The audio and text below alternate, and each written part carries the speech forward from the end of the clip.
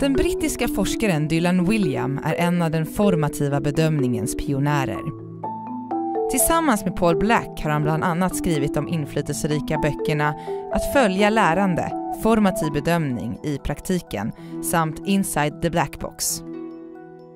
Nu är han aktuell med en ny bok, Leadership for Teacher Learning, som riktar sig till skolledare.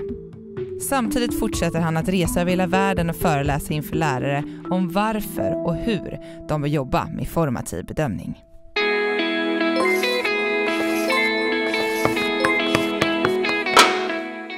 Formative assessment has gained a lot of traction since you first started talking about it. But do you feel now that teachers and school leaders actually get it? Well, every teacher I've ever worked with has started out by saying about formative assessment, I don't have time to do this. I always say to teachers, you do have time to do this, but you are currently spending it on something else. Stephen Covey is a management guru, and he used to talk about a man trying to cut through a big log of wood with a blunt saw. And somebody says to him, why don't you sharpen the saw? And the man says, I haven't got time. And that's what our teachers are like. They are so busy doing what they're doing, they don't give themselves time to sharpen the saw. I think the basic idea behind formative assessment is very simple. Teaching is better if the teacher starts from where the student is. So the fact is, if the teacher takes the time to find out what the students have already learned before teaching them anything else, teaching is going to be better. And the fact is that students don't always learn what we teach, and that's why formative assessment is so important. But beyond that basic principle, I think there's lots of ideas that some teachers have found difficult to embrace. So for example, I suggest to teachers that you should ask for answers from students who've not raised their hands. And some teachers say it's embarrassing when students get it wrong. Or some teachers say it takes too much time, because if I find out the students haven't understood something, I have to go back and teach it again. Now the point is, those have always been problems, now they're finding out about them. A specific problem that comes to mind is thinking about kids with special needs. Yes. That maybe the teacher knows, well, this person could never answer this kind of question. And you pick the student and he gets it wrong, or you don't pick him and everybody notices that, well, he never gets to answer this. Those kind of social problems must arise. A very common objection by teachers is to say, what's the point of asking students questions you know they cannot answer? To which I say, so why are you asking those questions? So for example, you could ask a question in a way that sets a student up to fail. So I could ask them about this fraction, what's the answer to this question on fractions? And that obviously, with a student with special needs, may mean they give the wrong answer. But there are other ways of asking the same kind of question in a way that does not set up students to fail. So for example, I might show two fractions questions to the whole class. And I say, why is the second question more difficult than the first? And the point is, that is a question that allows any student to answer. So I think we have to get used to the idea of asking questions in a way that gets students speaking. What I'm suggesting is that teachers could make better decisions if they get broader evidence about what's happening in the class, and that's why it's important to pick students at random, to get responses from the students who are confident and the students who are less confident. One of the things we found most surprising is that, first of all, everybody hates this. The students who have their hands up all the time hate it because they can't actually show off they know. The students who used to have a quiet life hate it because now they have to pay attention. Teachers hate it because it disrupts their normal routines. And we need to make the classroom more democratic. We need to have all those different voices getting heard. And that's why no hands up is such a powerful strategy. It makes the classroom more democratic. It gives a duty on all students to speak. And we find that students become more respectful of each other as a result. There are obviously sometimes some students saying nasty things about students who give incorrect answers to begin with, and there's some problems to be worked through. But over time, we've found the classrooms become more cohesive when teachers use this technique, because students come to care for each other more. So I think the real difficulty is that teachers are used to covering a lot of content in a very short time and relying on information from the highest achieving students that they get it and moving on. And what they're really discovering is they're leaving a lot of students behind. So it's uncomfortable. And so that's, I think, the biggest problem, is teachers saying, I have all this stuff that I have to teach, And if I use formative assessment, I find out my students haven't learned it, and I have to do something about it. So it's really upsetting a model that everybody's got used to. And I think that's why it's so challenging. We've been pretending our students have understood when they haven't. And now, with formative assessment, you have to face up to that reality. That would have implications on the curriculum, which is based on the assumed learning, teaching speed. So that would have to change. Well, I think we have to be careful about throwing out too much of the curriculum. I think that it's very difficult to change curriculum very quickly. People have got a particular curriculum in mind. What I say to teachers is not all aspects of the curriculum are equally important.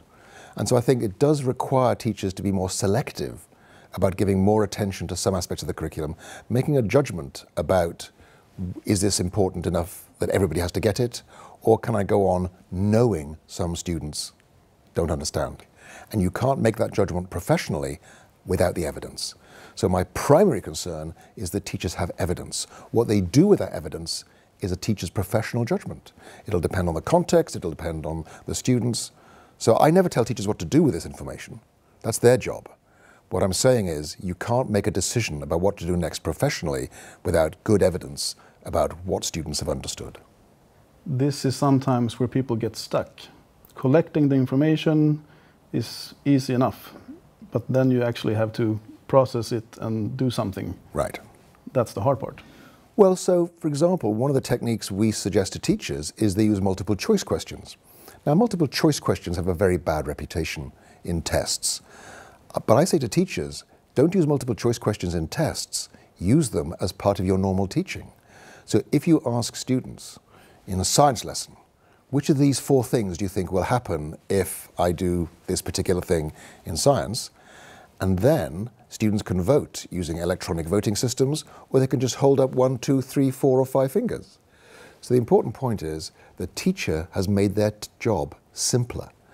By collecting information in a way that's structured, the teacher can see if most of the students have got the correct answer, you can move on. If about half the students have got the correct answer and half the students have got an incorrect answer, you can say to them, okay, talk your answer over with your neighbor and see if students change their minds. And here's the really interesting thing.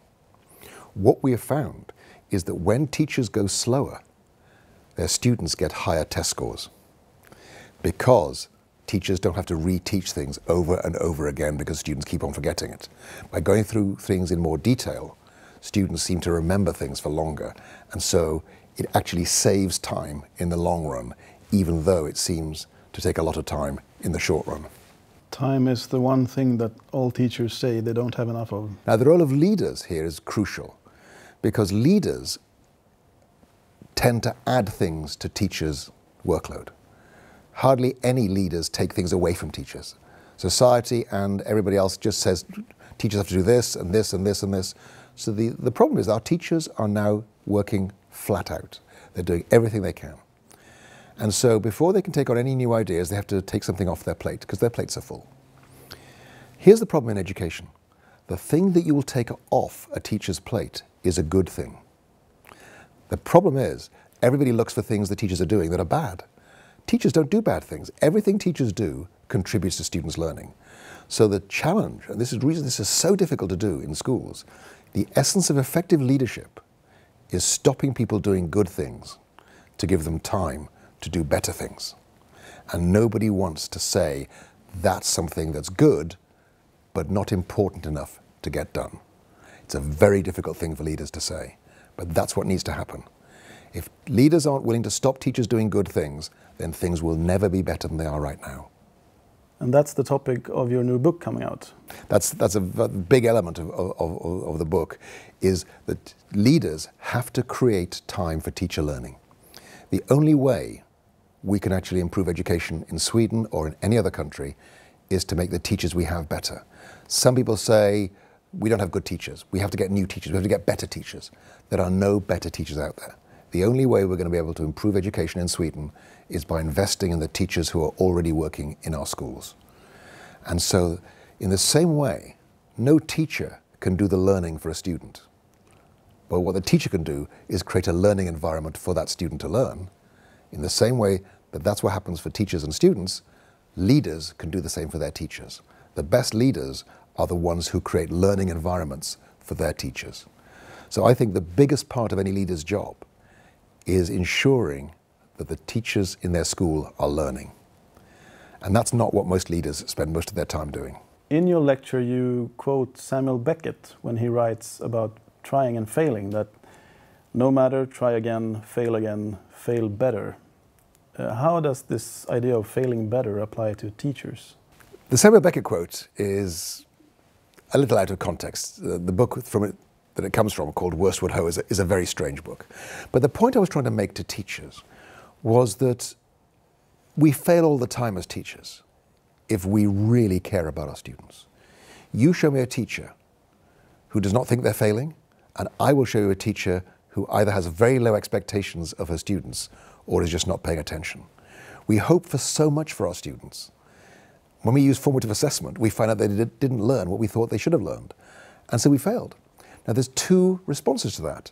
One is to say, I'm no good as a teacher, I should go and get another job. The other response that most teachers make is, it's the student's fault. And I don't think either of those responses are appropriate.